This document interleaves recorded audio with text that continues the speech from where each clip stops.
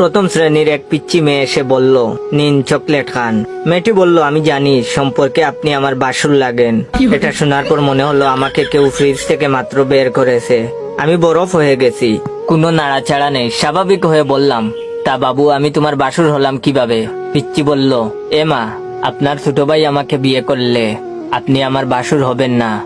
আমি বললাম, ও আচ্ছা ছোট ভাই, তার মানে তুমি রোহানকে পছন্দ করো? পিচ্চি লজ্জা লজ্জা ভাবে এনে বলল, পছন্দের পর্ব তো অনেক আগেই শেষ হয়ে গেছে, এখন তো আমরা একে অপরকে।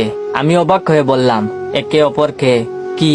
পিচ্চি বলল, কি যে বলেন, আপনাকে এসব বলা যায়? লজ্জা লাগে তো। আমি অবস্থা উত্তাল পাতাল দেখে বললাম, আচ্ছা লজ্জা যেহেতু লাগছে তাহলে তাক বলতে হবে না, তুমি এখানে বসো, তোমার সাথে একটু কথা বলি। পিচ্চি বলল, বেঞ্চটি অনেক উঁচু, উঠতে পারছি না, একটু উঠিয়ে দেন। আমি বললাম, আচ্ছা এবার বলো তো বাবু তোমার নাম কি? পিচ্চি বলল, আমার নাম রিমি। আমি বললাম, তুমি কোথায় থাকো? রিমি বলল, নিমতলি পুলিশ কোয়ার্টারে।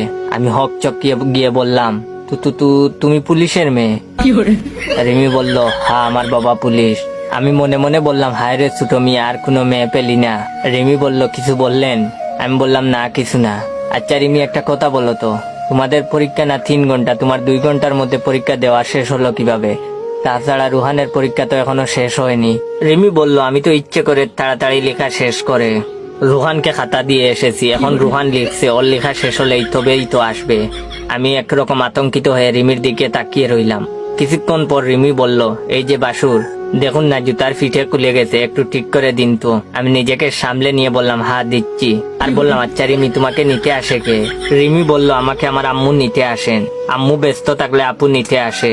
আমি বললাম, ভালো, কিছু খাবে রিমি? কিনে দিব?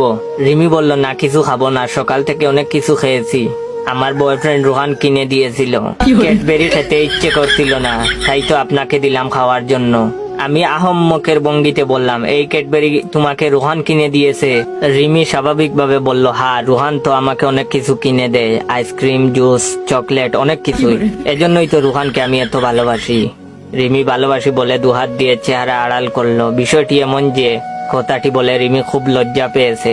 এবার বুঝতে পারছি, বাবার মানিব্যাগ থেকে 100 টাকা নিলে বাবা কেন আমার 200 টাকা কে নিয়েছে বলে চিল্লাচিল্লি করে।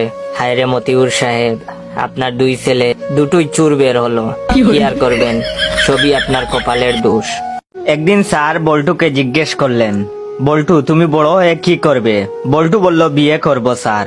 স্যার বললেন, আমি বুঝাতে চাচ্ছি বড় হয়ে তুমি কি হবে? বল্টু বলল, স্যার আমি জামাই হব। স্যার বললেন, আরে আমি বলতে চাচ্ছি তুমি বড় হয়ে কি পেতে চাও? বল্টু বলল, কয়েকটা বউ। স্যার বললেন, গাধা, তুমি বড় হয়ে মা বাবার জন্য কি করবে? বল্টু বলল, বউ নিয়ে আসবো স্যার। স্যার বললেন, গর্দব, তোমার বাবা মা তোমার কাছে কি চায়?